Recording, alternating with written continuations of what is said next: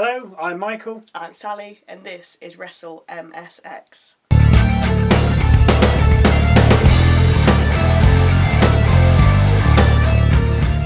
The show opened with a clip from the WWE Experience of Triple H telling us that the winner of the King and Queen of the Ring would get a title shot at SummerSlam.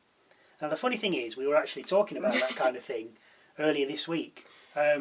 Obviously you get the prestige of winning the crown, but then that's kind of it. It's up to you what you do with it. There's no extra step. But now the fact you get a title, or a title shot for winning, that gives it added impetus to actually win. And to be fair, I actually like that. That's what it needed. It needed that little extra. But anyway. From there, we go straight to our first match. Nia Jax versus Bianca Belair. Winner goes to the final of the Queen of the Ring to face Lyra Valkyria, who's sitting at ringside. A crossbody by Belair only gets her a 2 count, but after getting up from the pin attempt, you can see she's still carrying that knee injury she's picked up. Jax goes up top for the Annihilator, but Belair manages to get underneath her and walk/limp into the middle of the ring with Jax on her shoulders, and then powerbomb her, again only for a 2 count. An incredible feat of strength for Belair. It was, that was good. Jax goes up top again, only for Belair to get up from the mat and try and KOD her. Belair does manage to get Jax across her shoulders from the top rope, but Belair's knee gives way and Jax escapes. Jax then lands a senton, drags the floored Belair to the corner and finishes her off with an Annihilator. Jax covers Belair for the win and heads to the final of Queen of the Ring. Next we have the Greyson Waller effect, co-hosted with Austin Theory. Just before they start this segment, we're greeted with a QR code, which we'll go into a little more at the end, because there's just too much to unpack from this one. The guest for the Waller show was LA Knight, but before he had chance to come down, Carmelo Hayes made an appearance. Waller, Theory and Hayes then tore in tonight, pretty much saying, it's time for the young guys, you had your chance. Of course, Knight shows up, does his and leaves. Well, he tries to. As he heads through the ropes, Hayes attacks him. He's then joined by Waller and Theory, and the 3 men beat down Knight. But not for too long though, as the Street Profits run down for the save. Back from the break, we have, of course, a 6-man tag. LA Knight and the Street Profits versus A-Town Down Under and Carmelo Hayes. Knight dominated towards the end of the match, with Ford hitting his signature frog splash on Waller and covering him for the 3 count, after Knight had already put Greyson down with the BFT.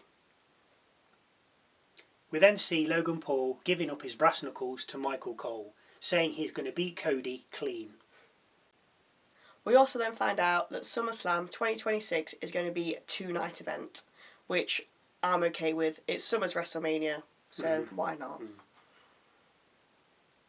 Next out is Cody Rhodes. As he's about to speak though, Logan Paul makes an appearance and interrupts the champion, saying apart from experience, Rhodes has nothing on Paul.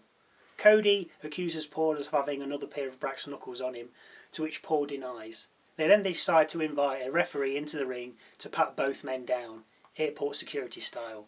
Rhodes is clean, Paul not so. Brass knuckles are found in Logan's trouser pocket. He claims they're not his trousers, but I'm not sure he's telling the truth. I don't need them, keep them, Paul tells Rhodes, as the referee hands the knuckles to Cody. Rhodes then runs down Paul, finishing off by telling Paul, you'll never be on my level. Bayley's out next for her match against Chelsea Green. Green accompanied by Piper Niven. Of course she is. A rose plant gives Bayley the win, of course. After the match, Niven blindsides Bayley, completely destroying her and leaving her in a crumpled heap in the middle of the ring. Backstage, we see AJ Styles asking Nick Aldis for one more chance at a title shot. Aldis turns him down, saying, you got to earn it, and that takes time. Styles says he hasn't got time before walking off, which kind of makes me think he might interfere in some... I don't know, I just thought he's going to interfere. Yeah. I don't know.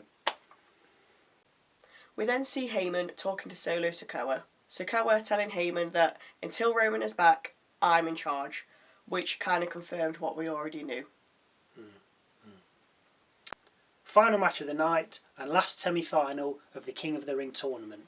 Randy Orton versus Tama Tonga, and like the women's semi-final with Valkyrie sat at ringside watching, we have Gunther at ringside watching this one. Tonga worked Orton's knee before Orton did his new signature move, 2 back body drops on Tonga on both announce tables. It's not a normal match without a back body drop on an announcer's table. Orton managed to perform Vintage Orton, followed by an RKO. Orton got the 3 count and progressed to the final of the King of the Ring, where he'll face Gunther. After the match, Solo entered the ring and started to attack Orton. But who came to his rescue? None other than his new best friend, Kevin Owens. The Bloodline made their escape with Heyman in tow. Now, this has set up our predictions for the King and the Queen of the Ring nicely, because we both said Jax would be crowned Queen and she's got to the final, Yep. and you said Orton would be King, so far, so good. If you're still with us, thank you. Now back to the QR code. After scanning it, you'll go to a website that looks very familiar to the Heaven's Gate cult website, the colour in the font in the background. This was a cult back in the 70s and it ran to sort of the late 90s. If you've never heard of it, go and check it out. If you have, then you'll ultimately know what happens. So I'm assuming that WWE are going for a cult angle on the Uncle Howdy thing. At the top of the website page is the word kintsugi or kintsugi, I don't know. But anyway, it's the Japanese art of repairing broken pottery. I had to Google that, I didn't know it. So assuming the takeaway from this is repairing things. Repairing the White family, I don't know. But the Japanese thing, Lord Tensai, remember him, Prince Albert? Yeah, he was Japanese, could be part of the White Six with Mickey Mouse, Raven, Crow. They're all Sting rather. They're all coming back. As you can see from the picture, there are about 30 odd links to click on. Each has an image, words, phrases behind it. You know the drill by now. Far too much for us to speak about here, unless you want a 2-hour video. And we're not doing a 2-hour video. It takes long enough to edit this. We saw the Twitch stream from Thursday. I think it's too obvious to be Alexa Bliss. Yeah. It's like she's done it before. Is she going to do it again? I don't know. If she was writing the notes, she is left-handed again. So, it's yeah, Alexa Bliss. It would make sense if she was left-handed, but it's too obvious. But at the end of the stream, it was the stream, we saw Bo smiling, and I think we're pretty sure that's Bo's mouth, his smile, teeth. yeah. So we're going to assume he's going to be in it anyway. But apart from that, we ain't got a Scooby-Doo clue. I mean, I love it, and WWE have committed big to this, and they've gone all so in. big. It's massive. Yeah. Like, you don't just mess mess about with this just for it'll be in for a couple of months, and then we'll get rid. I just hope not only that the payoff works in the short term, but in the long term. And I don't just mean for a year or two, but it's got to be 5 or 10 years. All this effort they're putting in, it's got to be such a massive character.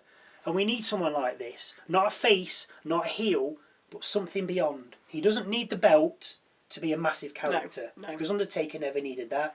Mankind never needed that. These were just massive characters. Steve Austin, massive characters. And they didn't need the belt to be where they were. And that's what you need now, I feel. So that just about wraps up this episode of SmackDown. Look out for our King and Queen of the Ring review. And once again, thank you very much for watching. And we hope to see you next time.